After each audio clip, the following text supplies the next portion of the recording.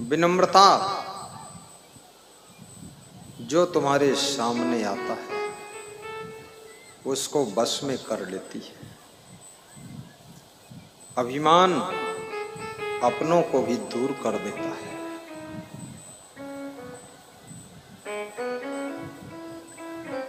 प्रेम जादू का काम करता है। प्रेम संगठन की जान है। संयम नियम महान व्यक्ति की पहचान है।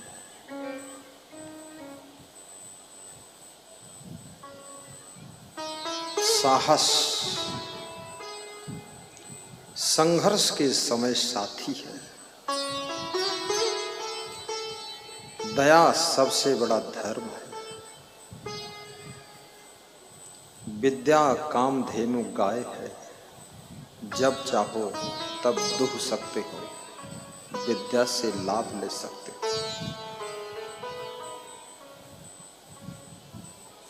आत्मबल सबसे बड़ा बल है। आंख सबसे बड़ा प्रकाश है।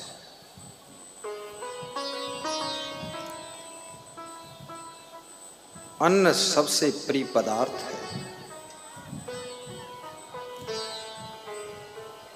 सत्संग स्वर्ग के सुख से भी अधिक सुख देता है।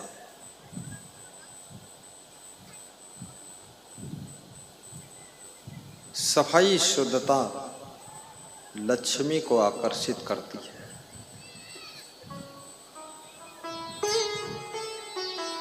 मैले दांत, मैले वस्त्र, अधिक भोजन खाने की आदत, कठोर बोलने की आदत, सूर्यास्त के समय सोने की आदत।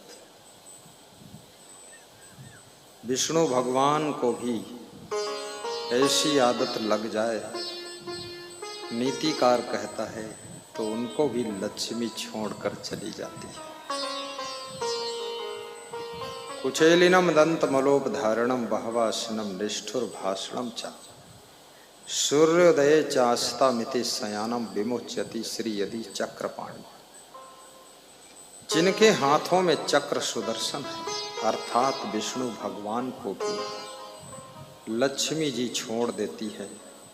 अगर मैले वस्त्र हों, मैले दांत हों, बहुत भोजन खाने की आदत हो, गाली बकने की आदत, कठोर बोलने की आदत हो, सूर्यास्त के समय सोने की आदत हो, भगवान को भी लक्ष्मी छोड़ देती है। इंसान की तो बात ही छोड़ी।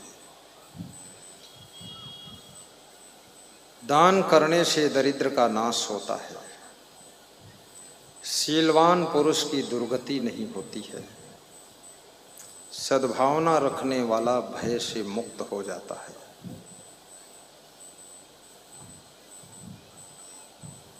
दारिद्र्य नाशनम दानम शीलम दुर्गति नाशनम अज्ञान नाशनी प्रज्ञा भावना भय नाशनी।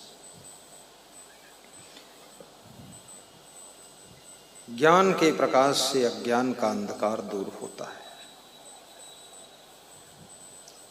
जो नित्य दान करते हैं उनके घर में दरिद्र नहीं रहता है। और जो नित्य व्यायाम करते हैं उनके शरीर आरोग्य को प्राप्त होते हैं। नित्य जो ध्यान करते हैं उनके मन में मलिनता नहीं आती है, मन शांत रहता है। और नित्य जो ज्ञान श्रवण करते हैं उनको दुनिया का कोई दुख दुखी नहीं कर पाता है। स्थित प्रज्ञ की दशा हो जाती है। दुखेश अनुद्विग्न मनः सुखेश विगत अस्पृहा वीतराग भय क्रोधा स्थित धीमनि उच्यते। श्री कृष्ण कहते हैं, अर्जुन जो दुख में दुखी नहीं होता है और सुख में और सुख चाहिए ऐसी कामना नहीं करता है, जिसका राग भय क्रोध समाप्त हो चुका है, उसे स्थित प्रज्ञ कहते हैं।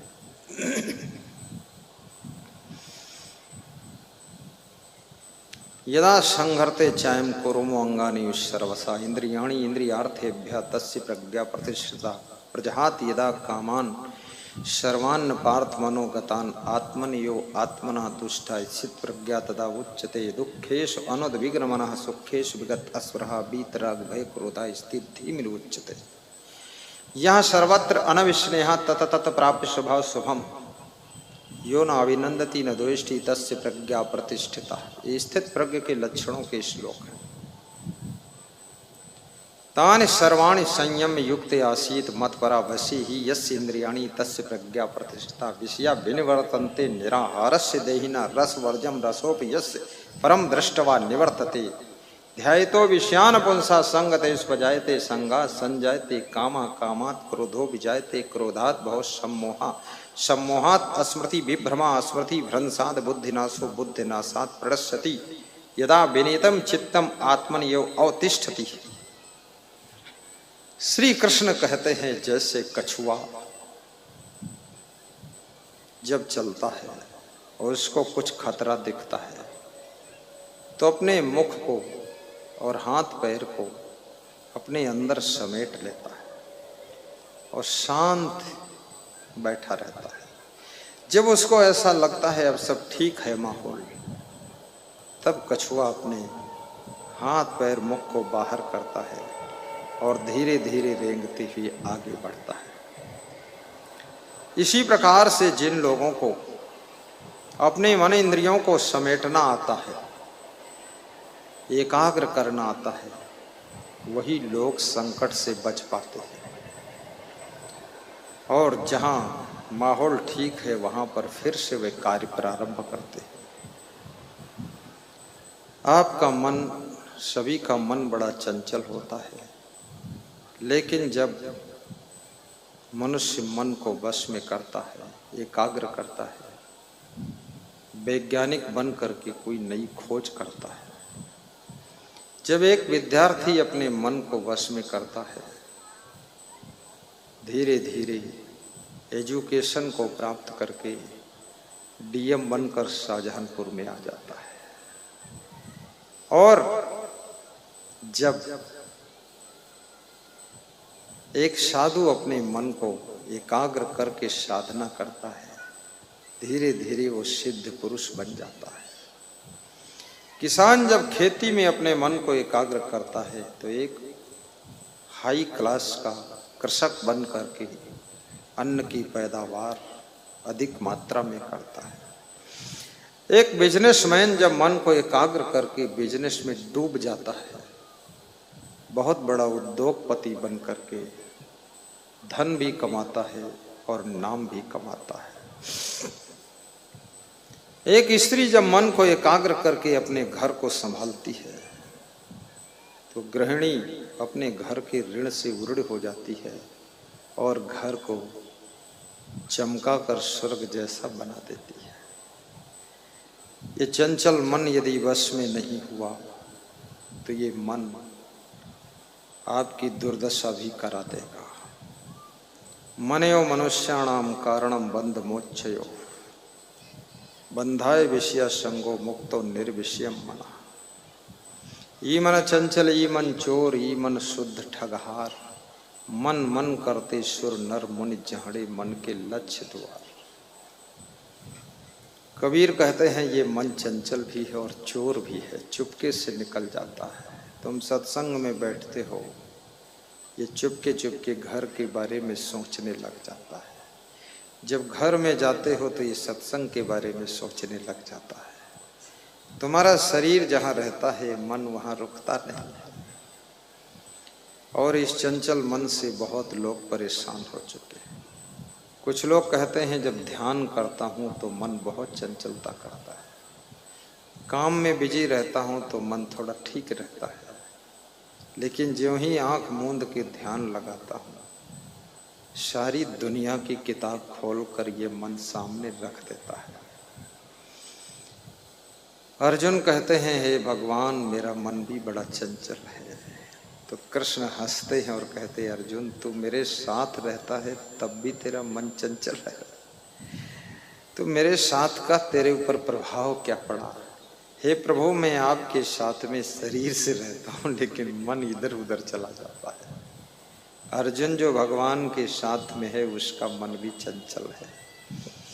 चंचलम ही मनः कृष्णा प्रमाथि बलवत् दृढ़म तस्याहम निग्रहम मन्ये वायुरुषु दुष्करम। जैसे वायु को वश में करना कठिन है, ऐसे चंचल मन को वश में करना कठिन है। नहीं अर्जुन, असंशयम महाबाहो मनो दुर्निग्रहम चलम अभ्यासेन तो कौन्ते वैराग्येण च गृह्यते। इस मन को मैं भी मानता हूं निसंदेह मन चंचल है, लेकिन अभ्यास और वैराग्य से इस मन को धीरे धीरे बस में किया जा सकता है। मन को बस में करने का भी अभ्यास करना पड़ता है। विद्यार्थी जब किताब खोलकर पढ़ने बैठता है तो पढ़ने में मन लगता नहीं। विद्यार्थियों का मन ज्यादातर मोबाइल में बहुत लग रहा है। पहले टीवी में लगता था, अब टीवी का प्रचलन धीरे धीरे बहुत कम हो गया है। बहुत से घरों में टीवी बंद पड़े रहते हैं। जो घर के बूढ़े बुढ़िया हैं उनको मोबाइल में दिखता नहीं है, सब लीपा पोती दिखती है, तो वे टीवी खोलकर देखते हैं। अब जिसको जो रुचि है वो देखता रहता है। बहुत कम लोग हैं जो सत्संग देखते हैं। और तो मोबाइल और टीवी तो समुद्र से कम नहीं है, उसमें बहुत कुछ भरा है। इंटरनेट के माध्यम से समुद्र की तरह हर चीज भरी हुई है। विष भी है और अमृत भी है। जैसे समुद्र का मंथन जब किया था देवताओं ने और असुरों ने, अमृत भी निकला था और विष भी निकला था। ऐसे ही संसार रूपी समुद्र में अमृत भी है और विष भी है। पीना क्या है, लेना क्या है, निर्णय आपको करना है। दूध भी बिक रहा है, दारू भी बिक रही है। अब आपको क्या खरीदना है, क्या पीना है। दुनिया में भ्रष्ट लोग भी हैं, श्रेष्ठ लोग हैं। आपको किसकी संगत करना है, चुनाव आपको करना है।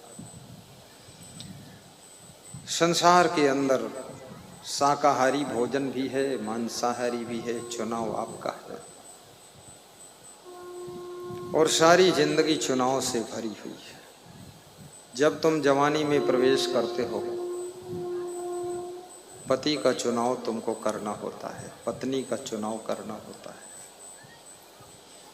घर बनाते हो तो घर के लिए प्लाट का चुनाव करते हो कि यहाँ प्लाट लूंगा, घर बनाऊंगा।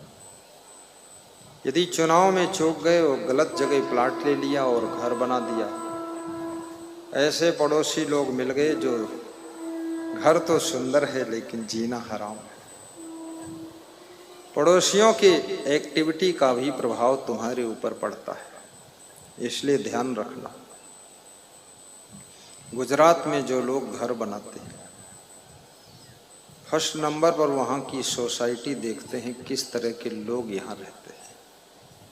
कुग्राम बासा, दुष्ट लोगों के गांव में रहने से शांति नहीं मिलती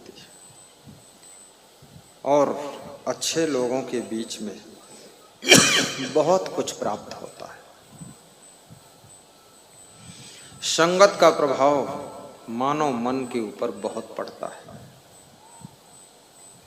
इसलिए हमेशा अच्छे लोगों की संगत कीजिए। दूध जब शक्कर की संगत करता है तो उसका मिठास का स्वाद बढ़ जाता है, टेस्ट बढ़ता है।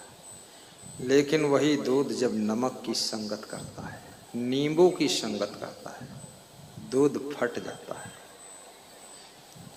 वही पानी जब धूल की संगत करता है तो कीचड़ बन जाता है।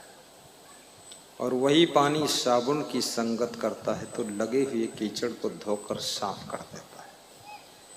और वही पानी जब चाय की संगत करता है तो पानी का नाम बदल जाता है, उसको चाय कहा जाता है। और एक कप पानी 10 रुपये का बिक जाता है। और वही पानी जब दूध की संगत करता है तो पानी भी 50 रुपये लीटर बिक जाता है।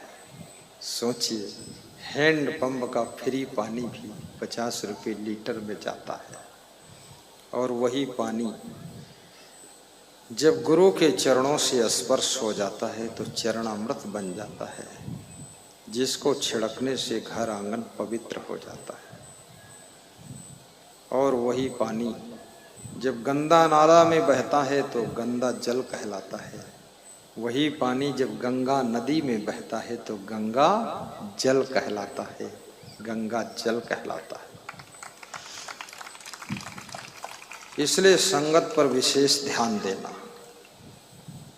संग, साहित्य और वातावरण, अच्छे साहित्य का अध्ययन करिए,